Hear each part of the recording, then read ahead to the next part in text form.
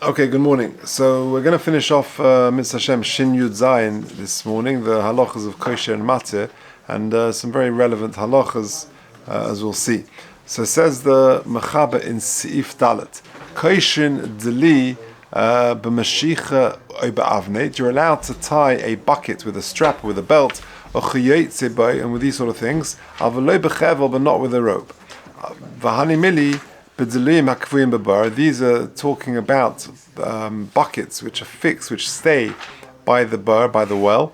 But our ones, which don't stay there, you're going to transport the buckets back, and you're not going to leave them permanently at the well, and therefore the knot that you make there will not be a kesher shel kayoma, and therefore it's not a problem. Says the Mishnah Berurah Chavvav, Deli, Seif ze ayri kashekoshe Deli lebe'er. We're talking about a case where you tie a bucket to the pit, to the well, that it's there to draw water from the well. And so too, if the rope which is attached to the bucket breaks, you're allowed to use a mashicha or an avnet, a belt or a strap, but not a rope. Unless you do a bow, which is allowed. And even if you want to use the chevel, which is the rope, and you're saying, I'm only going to tie it there for a short time, for an hour, gam kein osa is still osa. But mashicha ba'avnet, you're allowed to mashicha ba'avnet. Why? Says the Mishnah Berurah of Zayin, hu choshiv ve'einav mevatle sham.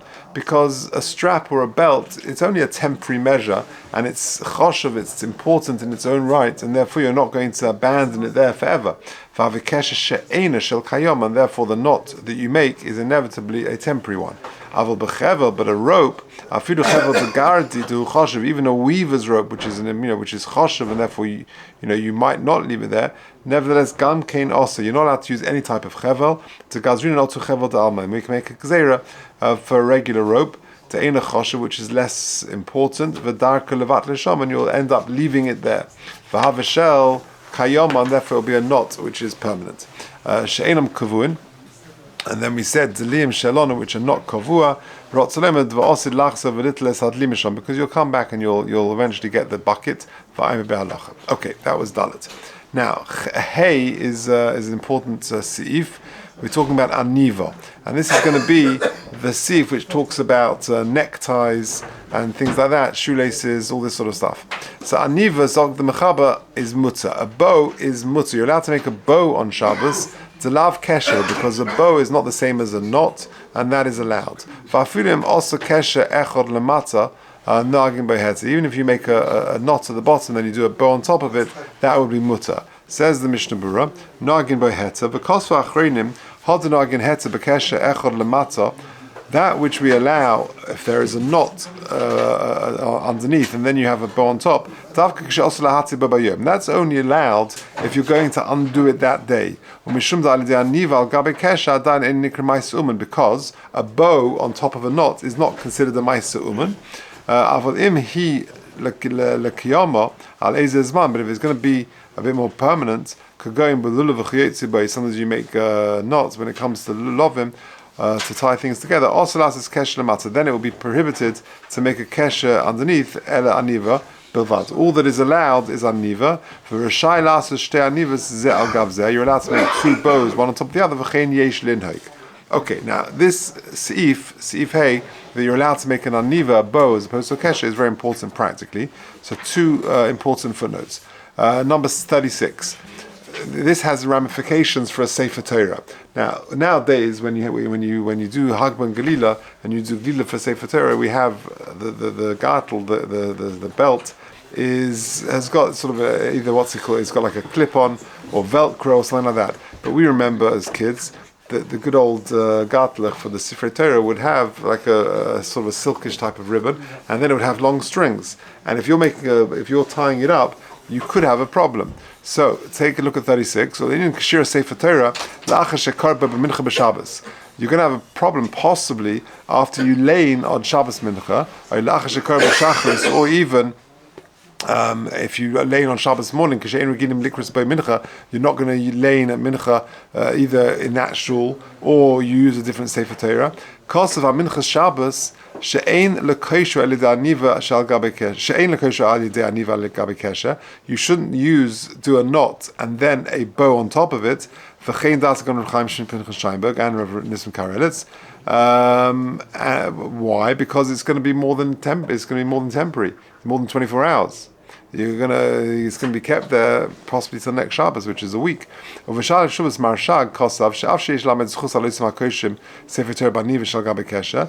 you can be melamed zchus, you should try and avoid doing that with the Sefer Torah, doing a knot and a bow on top. What you should do is you should go wrap it around several times and then just dip it in to the thing. That's what they suggest. However, mi'idach, hakseis hashulchan, the olim seem to be makil and they do tie it properly. Mishum sheglila sefer Torah eino kesher shel mitzvah. You're doing it not for a mitzvah purpose. When it comes to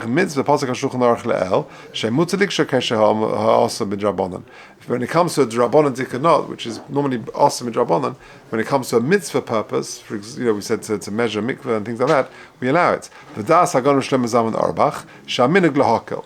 Shlomo Zalman says the minig is to mekel shekein mokum tzarich kosev be'alacha. שיש להוקל כדס הסרבים שכל קשר שאינה עומד לעסקיים שבוע ימים אינה עושה מדרפין הדרבנן וכן דס רבי ישב. So there is room to be lenient that if it's not going to last for 7 days, you're going to be okay.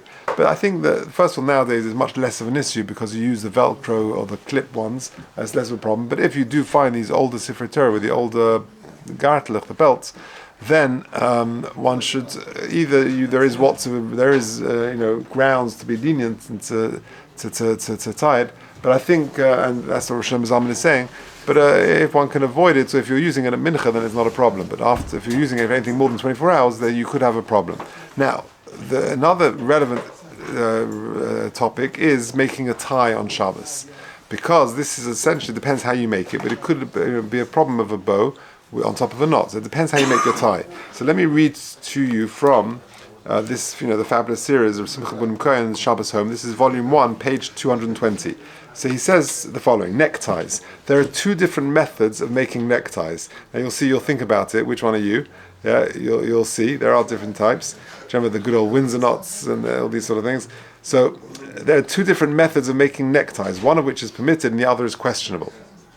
If the knot is fashioned in such a way that the narrow end is pulled out, that no knot is left behind, right? So if you take off your tie, I take off my tie and I take it off, I pull it, it's all going to unravel and become one long tie. So if it's pulled out and no knot is left behind, the remaining folds come apart with a single tug, then it is considered like a bow and may be made on Shabbos, no problem, even if it will remain intact. So if you, let's say on Friday night, on Shabbos of course, and you've made the thing, then you can make it and it can be long because it's not a problem, it's considered a bow. However, if a knot is left behind after the narrow end is pulled out, then the tie should be undone within 24 hours. Some poskim rule that, however, necktie may be fashioned in any manner. Okay, so that's how he passes. If I pull it out, yeah.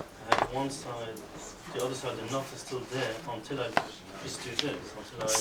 Yeah, so that's okay because that's the thing. You're not untying the knot. If you can think of the Windsor knots, they're a bit more complicated. So then, if you pull it, you've left with a knot. You're going to have to undo the knot. That's what it's referring to. Okay, so again, so when it comes to neckties, what Simcha Bunim Kohen is saying is there are 2 ways of doing it. If you can tug the narrow ends and then the whole thing unravels, no problem. That's considered a bow, and even if it's left permanently, that would be okay. If, however, you're left with a knot in it, then you should make sure that you undo it within 24 hours, or don't leave it there more than 24 hours. Say that? Okay, let's carry on. Vov. Kaishrim chevel b'fnei hapara. You're allowed to tie a rope in front of a para. You want to keep it in your field, so you can tie a rope there. Even on the 2 ends of the Pesach.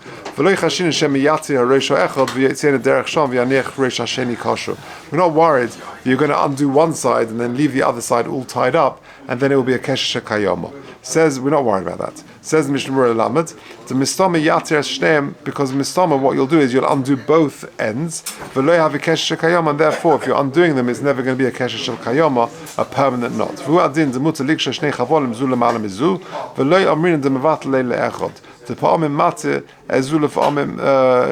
Sometimes you do this one and that one. Also, but if your intention is to leave one not there on a more permanent basis, then you could have a problem. Okay, Zayin. Metalton chever shel gardi. You're allowed to move a rope of a weaver, pirish oireg, a weaver, lekoshre be'evus of a para, to tie it to a trough or a cow. Because we're not worried that you might undo one and then leave the other one permanently. But you're not allowed to do that for a rope. Only a chevel shel gardi is allowed, but not a regular chevel. Let's just do the Mishnah Berurah there. Shel gardi, lamed aleph.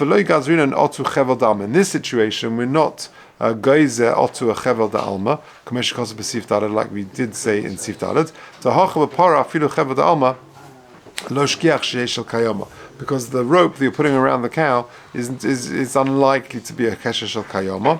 V'lo chashinan lamed beis the chevel gardi choshev v'lo anichasham, because we're not worried. Why not? Because the chevel gardi, the weaver's rope, is more choshev, and you won't leave it there. Lamed gimel chevel da'alma dilma yaniach reish echot kosher, because with a proper rope you might leave one end tied. The issue is not muksad. The stam chevel shebayis muchen hu letashmish. It's there for use, and therefore it's not a muksa problem. It's a kosher problem. Okay, back to the mechaba. Vahani mili, 2 lines from the bottom. Vahani mili lekosher be'evos of a par. That's when you're tying it to the trough and to the cow, to the animal. Avalim hoya kosher be'evos v'roitze lekosher b'par. But if it's already tied to the trough and you now want to tie it to the para, oyim hoya kosher b'par v'roitze lekosher be'evos, then muta b'chol chevel, that would always be allowed. Says the Mishnah Berurah Lamed Daled, the stoma oisa kesher shayu kfar, because the mistama, that kesher was already there. Manicha liyas kosher or mati reish hasheni, and then you'll just release the second half of it. Kol kesher shelav nimlach u'mevatel sham lo'olam. Any kesher, this is the rule, that you might be mevatel it there, aval pisha tchilas asiyos lo'isa almanas laniach sham, even though initially you didn't intend to leave it there. Also midrabanan. If there's any degree of permanence, is an issa drabanan. Hilkach also liksher tzuas hamichnasayim. Therefore, you can't tie some sort of straps or something, a string in trousers,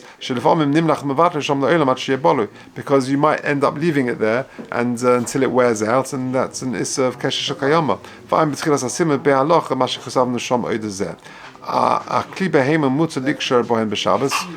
Animal kelim you're allowed to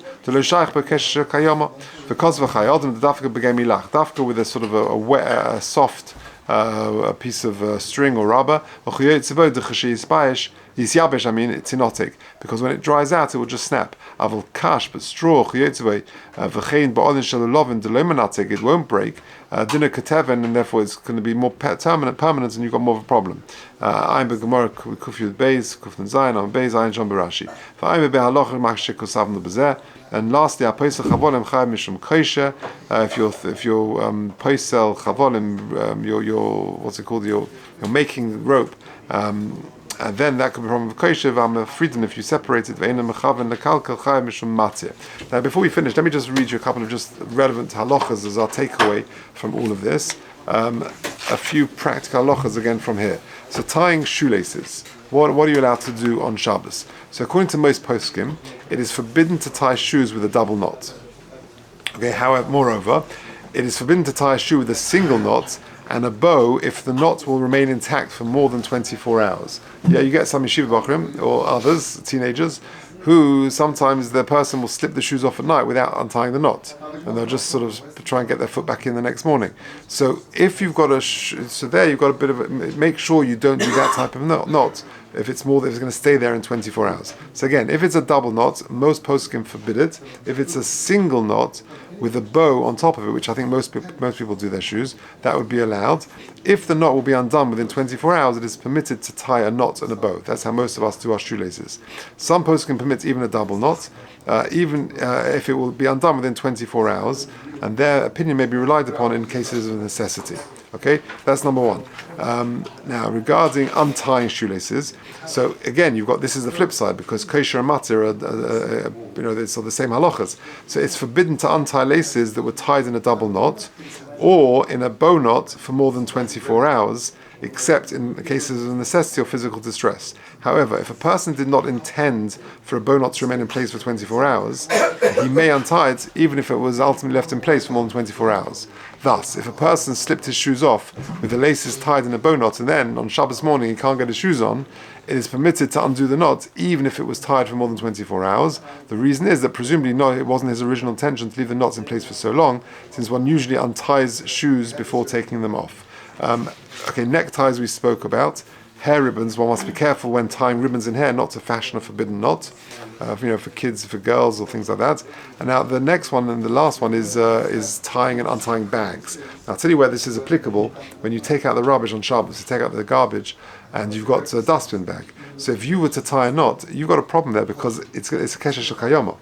You're not planning on untying this. You're tying it. You're making a knot, and you're putting it in the dustbin, in the garbage, and you're never ever going to untie it again. So it's a good example of what could be a kesher kayama. You have no intention of untying it. That is called the kesher shel kayama. So he says the following: when closing a plastic bag, or e.g. a food storage bag or a trash bag on Shabbos, one must bear in mind that many common methods of tying bags are forbidden. Some of them in Torah.